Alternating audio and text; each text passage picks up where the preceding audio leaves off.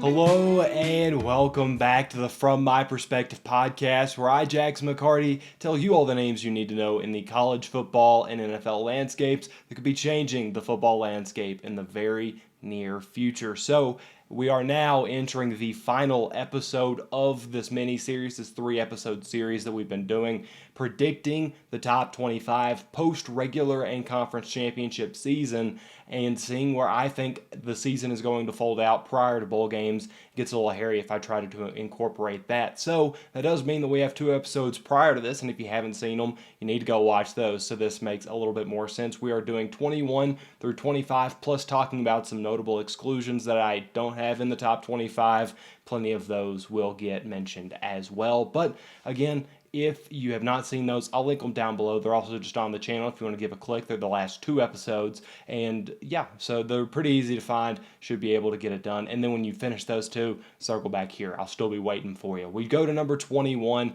the first Mountain West sighting and the only Mountain West sighting in the top 25. We've got Utah State making an appearance.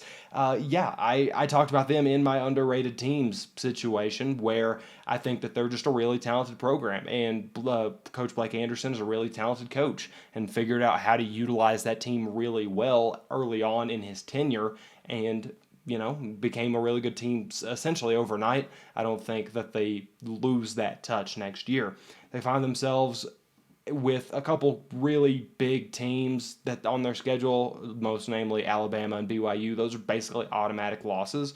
But beyond that, the schedule is very favorable. I think they will win the Mountain West, obviously, if they're the 21st ranked team and there's no other Mountain West schools appearing here. They almost have to. And one thing I would like to point out is that Boise State could have certainly also been this team. I like Hank Bachmeier. I like what they're doing out there.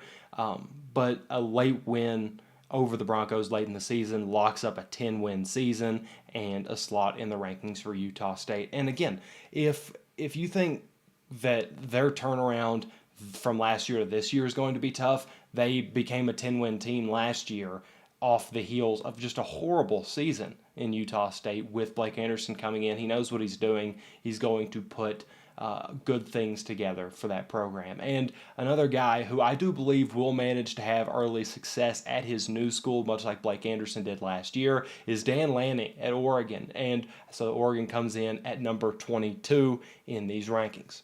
Lanning has a ton of things to figure out, especially long term, not as much short term. But I think there's enough leftover talent from the Cristobal era to help bridge the gap between the end of the Cristobal era, the beginning of the Lanning era, and let him start recruiting his own guys in the building.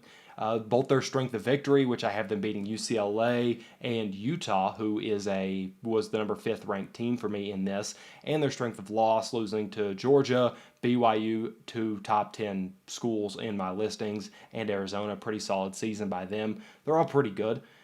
2 of those losses could get pretty ugly, though, and bury them a little bit, which puts them behind the USCs and whatnot that have the same record coming out of the same conference. But, if you get 30, or if you lose by 20 to BYU and 30 to UGA, I don't really think you're going to be hanging in that same area, just because we already know how it looks when you play a really high-ranked team. I expect the defense to kind of be one of the main focus points, and something that I'm not really used to seeing Oregon really show just a super duper ton of. But I think Lanning, with that defensive mindset, will come in early and really establish that and make his brand, because if you're going to be a successful head coach, you have to at least figure out what you're going to be and commit to it, or else, if you try to play in the state of limbo and kind of bounce between ideologies, it's going to be hard to keep talent and keep success in the building. So I think they commit to the defense pretty early, try to figure out everything there. They've got some pretty good pieces. The offense might struggle a little bit. Just as a whole, I think that they end up finishing 9-3. They get in the end of the rankings. Maybe they become 10 wins with a bowl game. Maybe they become 9-4. I don't really know. Again, that's not what we're predicting here. So, should be interesting, at least to watch Dan Lanning try to navigate what it's like to be a head coach, especially out in Eugene, Oregon. So, I think that their defense will kind of be an emphasis here. For the next team, I think you could pretty much just flip the script entirely. I've got Kentucky, the Wildcats, coming in at 23, and a lot of this is driven by the fact that I think Will Levis is going to take a big jump up. If you've been hanging around the channel for basically since its inception, which isn't terribly, long ago. But I did put Will Levis as one of my top 5 quarterbacks, draft eligible quarterbacks, notable thing to point out there. But I did have him as a top 5 quarterback in that list over guys like Devin Leary. And there's a lot that I like about his play style, and I do think he will continue to come along and continue getting better and will still help. And where Kentucky is losing a lot of talent, I think he can kind of help correct that and keep people, still productive and in line. The real issue is that he can't help an offensive line be great, or at least not in the most notable and most blatant, obvious ways. That's really where Kentucky is finding themselves stripped for parts. I believe they lost 3 offensive starting linemen, and then they lost some D linemen as well. But whenever you only have 2 returning starters on your offensive line, and you've got to run through the defensive lines in the SEC, it's going to be tough. It's going to be something you have to figure out on the fly. And that's never good for a quarterback whenever you're having guys that are inexperienced in the trenches trying to protect you from some of these monsters. So, yeah, Mark Stoops will probably get his next 10-win season through a bowl game. Again, not here to predict that, just observing because I believe he's on 2 straight right now with Kentucky. Tennessee, Mississippi State, and Ole Miss are where I have them losing. Ole Miss is a team that very easily could have been 23, and I believe I've had Mississippi State upsetting a couple teams, but play really high to the really talented teams, play really low to the teams that aren't quite as good. That's kind of how I see their season going. And it doesn't feel like a team that will be better than last year. So 9-3 record, one last push before Will Levis leaves the NFL feels reasonable to me. It doesn't feel like they're going to light the world on fire. They're pretty comfortably back as far as SEC teams go.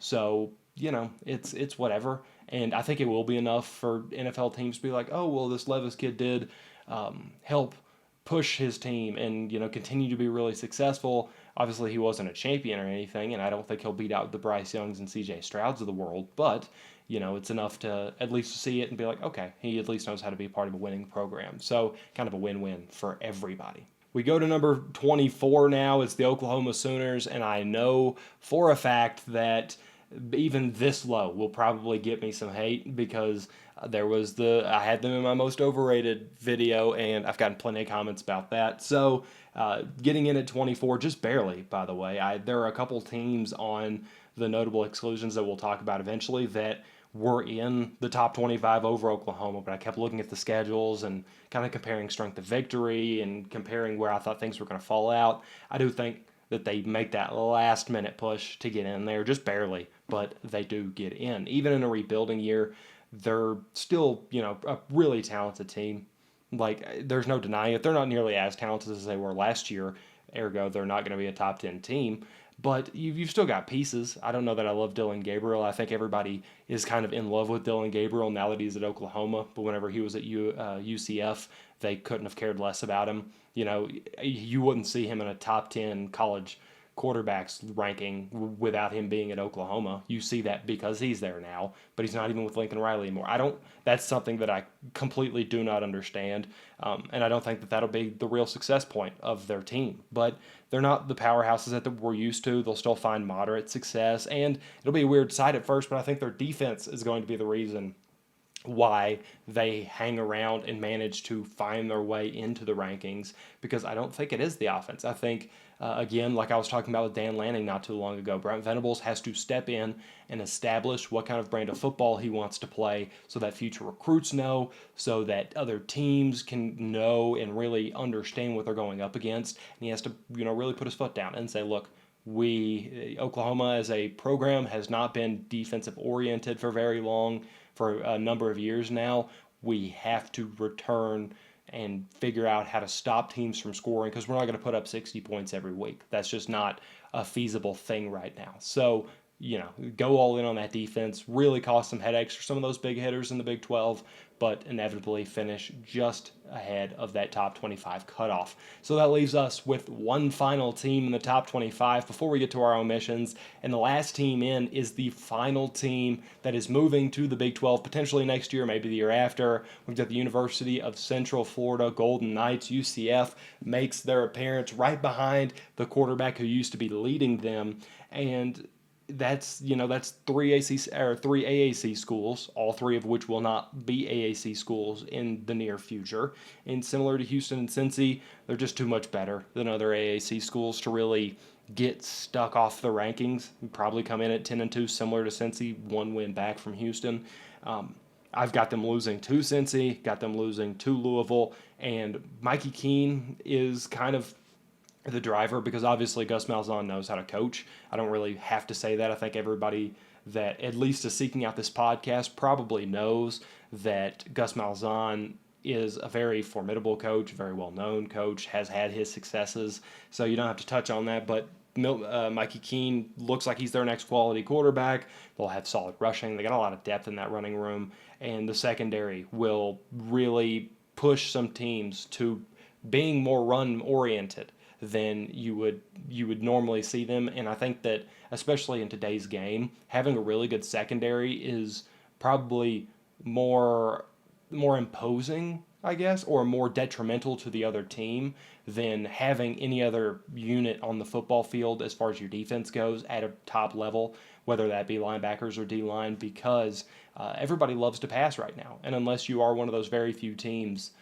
that really sets out to run the ball, having really good corners like UCF does, it really just throws everything off. So that concludes the top 25, but we're not done yet. I've got a few notable exclusions that I want to talk to you about and kind of point out the teams in order of how I had them coming in and how close they were to cracking this. So this is my 26 through my 35, getting you 10 additional teams that were semi-close to making it in, just did not get that last push. And they are in order, so it goes Pitt, Texas, Ole Miss, Iowa, Coastal, Virginia, Boise State, Louisiana, UCLA, Fresno State. So, yeah, and it feels important to at least touch on a couple of these.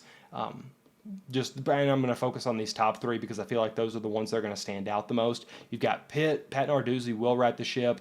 Won't be early on. You've got some tough losses to open the year. WVU and Tennessee. Keaton Slovis takes some time to find his footing. By the time he gets it sorted out, you pick another loss along the way. 9-3, not as flashy as you were last year. You probably don't have a Heisman candidate. Just overall, a lot of things that are not going to appear sexy to the college committee and who picks these top 25s.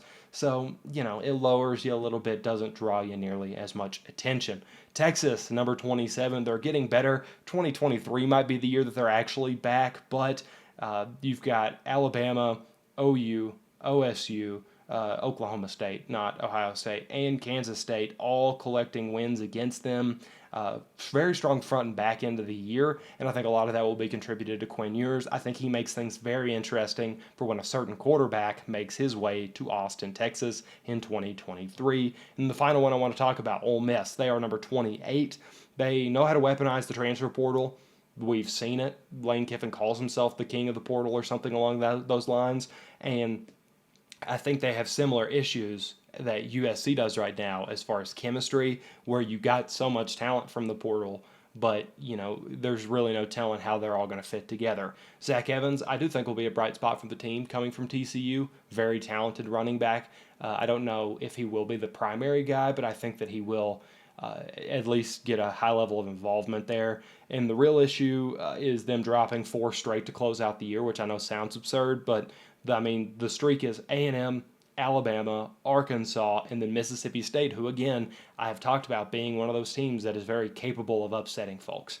It's going to be a reload year instead of a rebuild year. Just don't see it working out very well as soon as you get off the ground, especially because a lot of those pieces that you brought in are just a tad bit or inexperienced, rather, and just against the SEC, things are going to get complicated. So I'm going to wait to see how those unfold and just gradually, I think that they get back up to kind of where they were last year and being really formidable and being a very quality team in the SEC. I just think they're slightly below the top 25 for this season. So what do you think about the final top 25 rankings that I have now? Actually, we'll do it this way.